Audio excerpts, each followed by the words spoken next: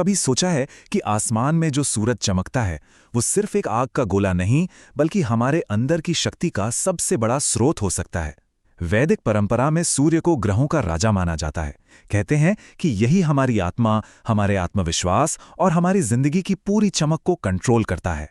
तो चलिए आज इसी शक्तिशाली ऊर्जा के रहस्यों को थोड़ा और करीब से समझते हैं।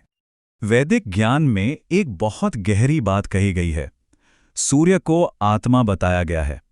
यह सिर्फ कहने की बात नहीं है, इसके पीछे एक गहरा सच है। इसका मतलब ये है कि सूरज की ऊर्जा सीधे सीधे हमारी आत्मा से, हमारी चेतना से, हमारे होने के एहसास से जुड़ी हुई है। ये वो शक्ति है जो हमें अंदर से रोशन करती है। लेकिन क्या होगा अगर ये अंदर का सूरज, ये ऊर्जा कमजोर पड़ जाए? ज्योतिष शास्त्र की माने तो हाँ, ऐसा बिल्कुल हो सकता है। कुंडली में ग्रहों की कुछ ऐसी स्थितियां बनती हैं जो ये इशारा करती हैं कि हमारी सौर ऊर्जा को थोड़े सहारे की, थोड़ी मदद की जरूरत है। चलिए देखते हैं कि ये संकेत क्या हैं। ज्योतिष में कुछ खास संकेतों पर गौर किया जाता है। जैसे अगर किसी की कुंडली में सूर्य तुला राशि में हो जहां वो थोड़ा कमजोर हो जाता है, या फिर जब वो राहु या केतु जैसे छाया ग्रहों के साथ बैठा हो, या उस पर शनि की नज़र पड़ रही हो। अब देखिए, इन तकनीकी बातों में बहुत ज़्यादा उलझने की ज़रूरत नहीं है। बस इतना समझिए कि ये वो खगोलीय इशारे हैं जो बताते हैं कि अब अपने अंदर की सौर ऊर्जा को मजबूत करने का सही समय आ गया है। तो इन ज्योतिषीय संकेतों का हमारी रोजमर्रा की जिंदगी पर क्या असर पड़ता है? देखिए, जब सूर्य की ऊर्जा बैलेंस में नहीं होती तो इसका असर सिर्फ कुंडली के पन्नों तक नहीं रहता। ये हमारी जिंदगी के हर हिस्से में साफ साफ दिखाई देता है। ये एक असल अनुभव है जिसे महसूस किया जा सकता है।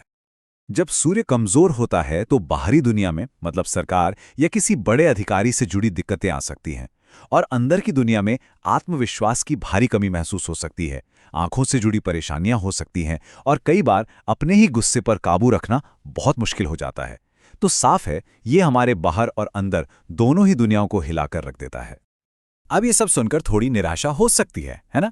लेकिन अच्छी खबर ये है कि हम इस ऊर्जा को फिर से बैलेंस कर सकते हैं, इसे शक्तिशाली बना सकते हैं। तो सवाल ये उठता है कि कैसे? क्या कोई ऐसे प्रैक्टिकल तरीके हैं जिनसे हम सूर्य की पॉजिटिव शक्ति को अपनी जिंदगी में वापस ला सकें? जी हाँ, बिल्कुल हैं। और कमाल की बात यह है कि ये उपाय बहुत ही सरल हैं।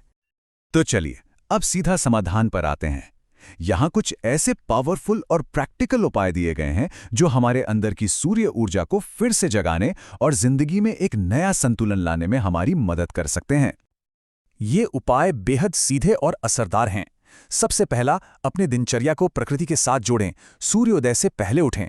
दूसरा, अपने शरीर को ऊर्जा दें, किसी अच्छे गुरु से मंत्रों के साथ सूर्य नमस्कार सीखें और रोज करें। तीसरा, प्रकृति की शक्ति का इस्तेमाल करें, रविवार के दिन लाल धागे में बेलपत्र की जड़ पहनें। चौथा, प्रकृति को कुछ वापस दें, किसी मंदिर या पवित्र जगह पर बेलपत्र का एक पौधा लगाएं। और पांचवां, आभार जताएं, रोज सुबह सूर्यदेव को जल अर्पित करें। ये छोटे छोटे कदम मिलकर एक बहुत बड़ा बदलाव ला सकते हैं। लेकिन इन सारे उपायों से भी बढ़कर एक बहुत जरूरी बात है, एक ऐसा संदेश जो इस ज्ञान को किसी एक इंसान या किसी खास कुंडली तक ही नहीं रखता, बल्कि इससे हर किसी के लिए खोल देता है। और वो संदेश ये है, सूर्य की आराधना हर किसी के लिए फायदेमंद है, चाहे कुंडली में कोई भी ग्रह कहीं भी बैठा हो। इसका सीधा सा मतलब है कि इन उपायों को अपनाने के लिए इस बात का इंतजार नहीं करना है कि कुंडली में कोई समस्या दिखे। कोई भी जो अपनी जिंदगी में ज्यादा ऊर्जा, आत्मविश्वास और एक नई चमक लाना चाहता है, वो इन आदतों को अपना सकता है। तो अंत में ये पूरी बात हमें एक बहुत ही गहरे सवाल पर लाकर छोड़ देती है। क्या ब्रह्मांड की ये सबसे बड़ी शक्ति, सूरज, हमारे अंदर सोई हुई शक्ति को फिर से जगा सकती है? इसका जवाब शायद किसी किताब में नहीं, बल्कि हम सबके अपने अंदर ही छिपा है।